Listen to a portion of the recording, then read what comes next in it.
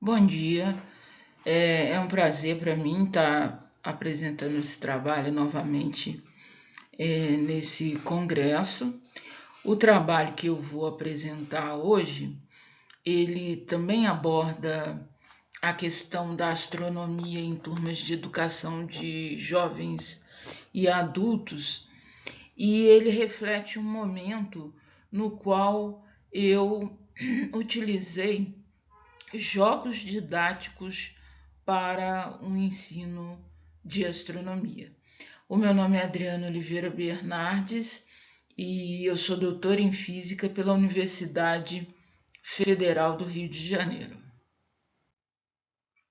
Bom, é muito importante a gente não esquecer os desafios do ensino noturno, né? E que são variados para cada professor, né? Porque existe uma necessidade de desenvolver habilidades e competências em relação à sua disciplina com os alunos, né? E você trabalha com um público diferente daquele público das turmas da manhã, né? Você tem um público que trabalha durante o dia todo e que vai para a escola à noite, né? Já com cansaço e desânimo, muitas vezes com desânimo, né? Professor que já teve oportunidade de trabalhar com essas turmas sabe disso, né? Então, esse público que frequenta a escola à noite, né? Você tem entre eles a educação de jovens e adultos, né? Você tem alunos à noite que cursam simplesmente o ensino médio, mas você também tem as turmas de educação de jovens e adultos, e ali os desafios eles são mais complexos, né? E por isso, para o docente, é muito importante refletir sobre como vai trabalhar com essas turmas, qual recurso que será utilizado, quais serão as estratégias didáticas, né? Então, é, é importante que o professor transforme esse momento dele em que ele está ali trabalhando, ele está em contato com esse aluno, também num ambiente de pesquisa, né? Esse trabalho, então, ele tem por objetivo refletir sobre uma experiência que foi realizada no ensino de astronomia, que aqui no estado do Rio de Janeiro faz parte da disciplina de física. E esse trabalho foi realizado numa escola pública da região serrana aqui do Rio de Janeiro. E é bom a gente também discutir um pouco o que fala a Lei de Diretrizes e Bases da Educação, né, LDB, de 1996. Em seu artigo 37, ela estabelece a educação de jovens e adultos como sendo o ensino que se destina àqueles alunos que não tiveram acesso ou continuidade de estudos nos ensinos fundamental e médio na idade apropriada, né? Essa modalidade de ensino também constitui um instrumento para a educação e aprendizagem ao longo da vida. Eu acredito que uma discussão que não pode deixar de fazer parte desse trabalho é a questão da pandemia, né? O retorno desses alunos à escola após a pandemia, ele sofreu um impacto muito grande, né? Então a gente já tinha turmas que já conviviam com várias dificuldades que são inerentes mesmo a essa modalidade de ensino. Mas depois da pandemia, quando a gente vai refletir novamente sobre esse aprendizado do aluno, né? Você vê que várias questões ali foram intensificadas, né? Então, em relação a esse problema mundial, né, a Unesco ela afirma, né, que mais de 850 milhões de crianças e jovens, aproximadamente, né, que é aproximadamente a metade da população estudantil mundial, né, permaneceram afastadas das escolas e universidades, né, quando ocorreram os fechamentos nacionais, né? Isso aí aconteceu em 102 países, né? E inclusive aqui no Brasil. O ensino de física no pós-pandemia, né? Ele tem enfrentado muitas dificuldades, né? Por várias situações, né? Uma delas, por exemplo, é a necessidade do conhecimento da matemática, né? Que também foi prejudicado, né?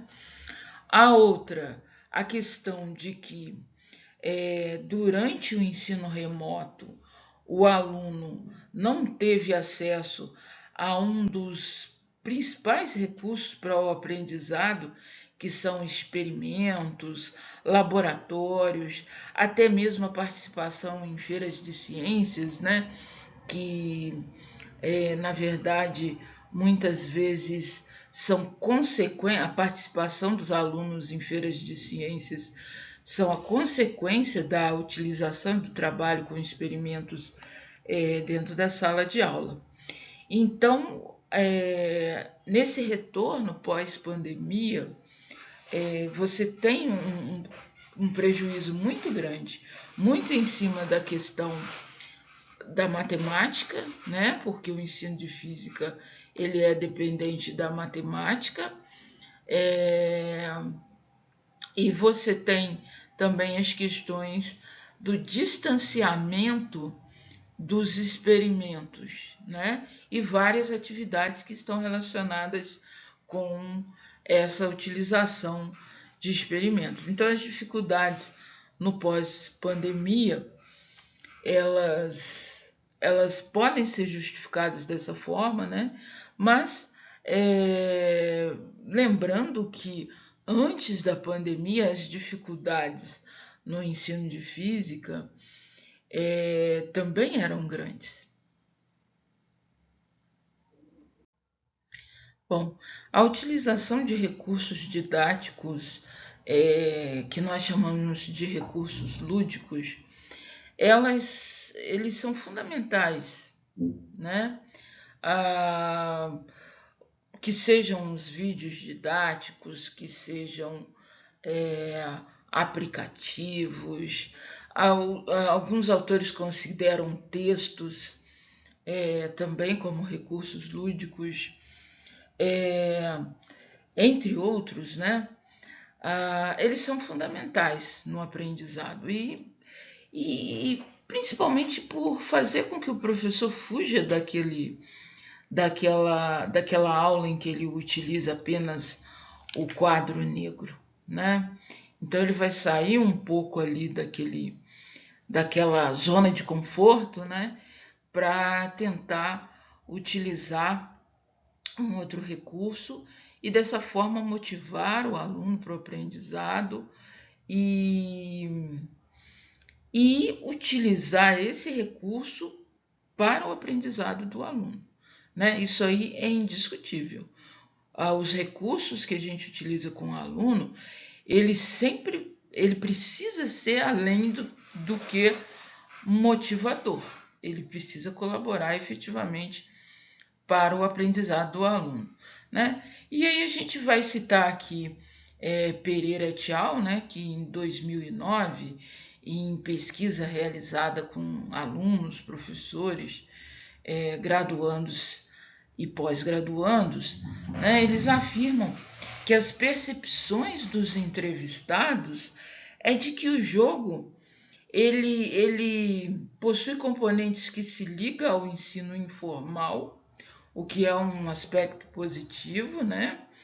E que facilita um envolvimento do estudante, né? Tornando ele ativo no seu processo de ensino e aprendizagem.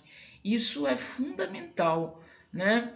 Se você tiver oportunidade de vivenciar dentro da sala de aula essa experiência com o jogo, você vai ver que o aluno ele discute o que está sendo falado ali, né? Ele se interessa em saber a resposta correta para todas as perguntas, né? E, e tem um envolvimento que normalmente você não observa quando ele não está ativo nesse processo, quando ele está ali apenas recebendo conhecimento do professor. Então, esse é mais um motivo para o jogo ser considerado um recurso a ser utilizado com alunos, né?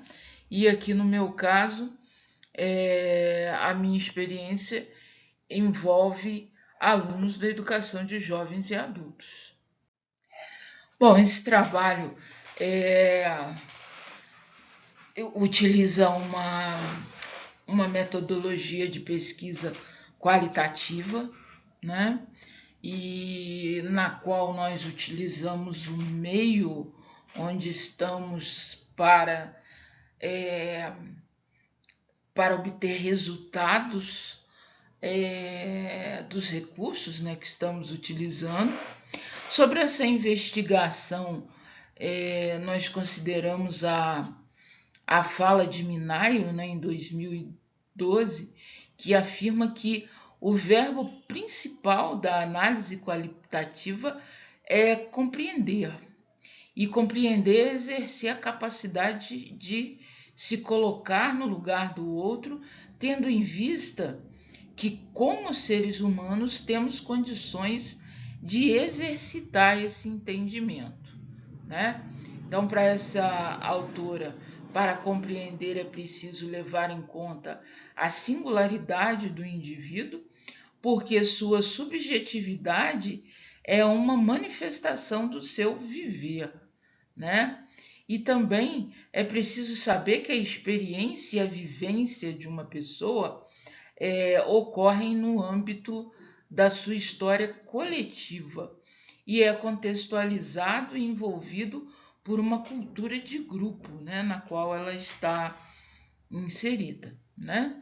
A pesquisa se insere nos pressupostos de estudo de caso, né, que, segundo Gil, visa compreender em profundidade o como e o porquê de uma determinada situação, buscando compreender nela questões essenciais e características.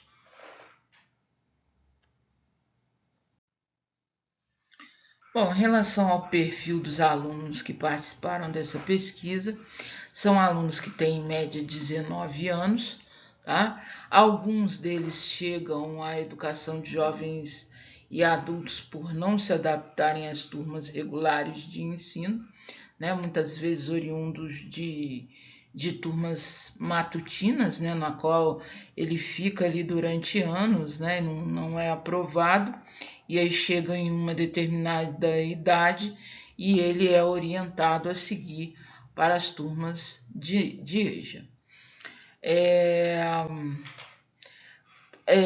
Em relação ao trabalho, né, a maioria dos alunos trabalha e optaram pelo período da noite exatamente para conciliar com o trabalho o seu estudo, né? E então a maioria que estão ali, né, trabalhou durante todo o dia e chega à escola à noite, né, para terem as aulas de todas as disciplinas. Em relação ao afastamento, né, da escola, todos já se afastaram por algum tempo, alguns mais, outros menos, aí num período de 3 meses a alguns deles há vários anos, né? Até mais de 5 anos. E quanto à repetência, né? A maioria deles já repetiu de ano, né? E, e abordam sempre que existiu uma dificuldade muito grande de aprendizado. É, bom, então vamos aqui a algumas perguntas, né, que foram feitas aos alunos que participavam dessa turma na qual foi introduzido a astronomia, que faz parte da disciplina de física, no caso, através do jogo didático. Em relação à pergunta, você acredita que a utilização de jogos no ensino é importante para o aprendizado do aluno? Todos os alunos responderam que sim, né? E aí os argumentos que eles utilizaram para considerar que o jogo é importante foram os seguintes, né? Porque, segundo eles, auxilia no aprendizado, né? Auxilia a fixar o conteúdo, que muitas vezes eles têm dificuldade, né? E auxilia no entrosamento dos alunos, né? Porque muitos deles estudam na mesma sala e às vezes não interagem, né? Então auxilia também no entrosamento e porque é motivante e também que faz os alunos aprenderem mais, né? Segundo as falas dos alunos. Em relação às perguntas, você tem dificuldade no ensino de física? Apenas um aluno respondeu que não. Ou seja, num universo ali de aproximadamente 20 alunos, né, apenas um respondeu que não, né? E aí os argumentos para, para dizer que tem essa dificuldade toda, né, é justificado com a dificuldade em matemática, dificuldades em prestar atenção na aula, né? Mas a maioria dos alunos mesmo, quando se fala em física, aborda mais essa dificuldade com a matemática. No caso desse trabalho, nós estávamos abordando astronomia, né? Que astronomia envolve questões teóricas e tal, que não necessitam da matemática, mas também quando você fala em gravitação, você fala em leis de Kepler, né? Você aí vai ter uma matemática a ser aprendida pelo aluno, né? Também grandezas astronômicas, né? Também que a gente aborda um pouco de matemática.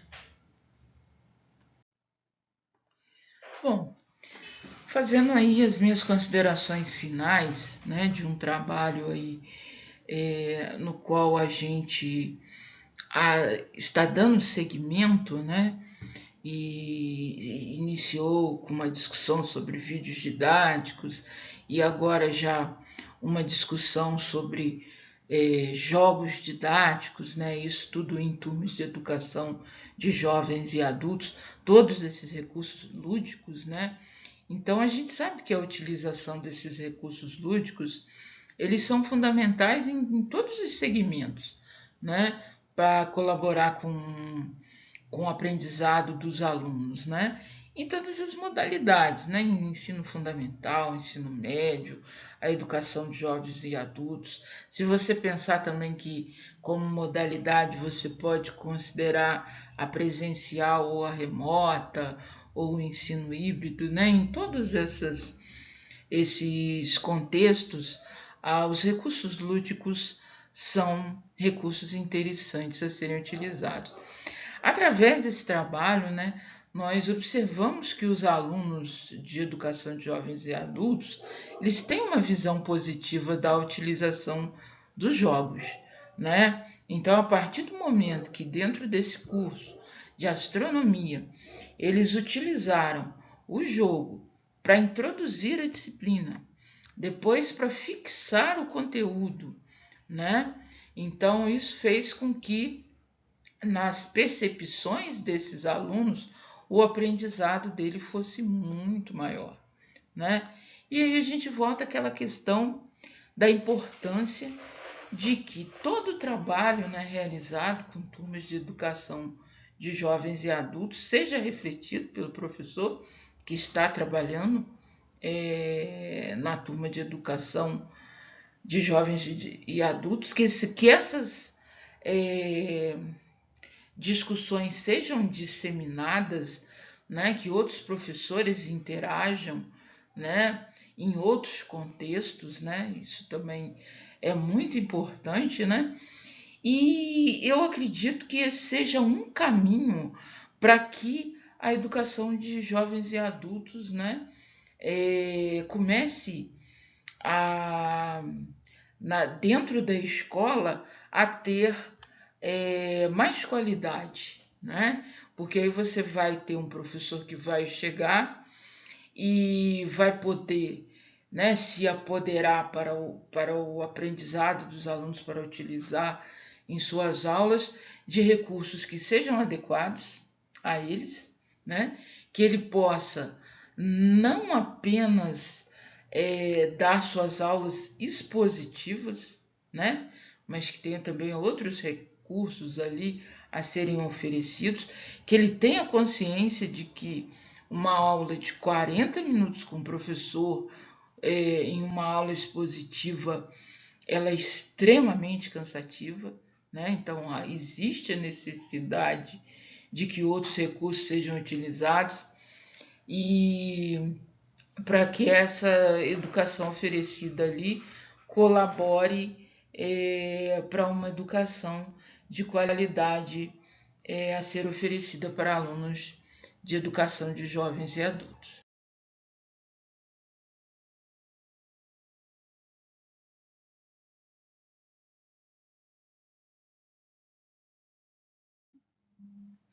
Bom, eu gostaria de agradecer a atenção de todos, a apresentação do meu trabalho, né?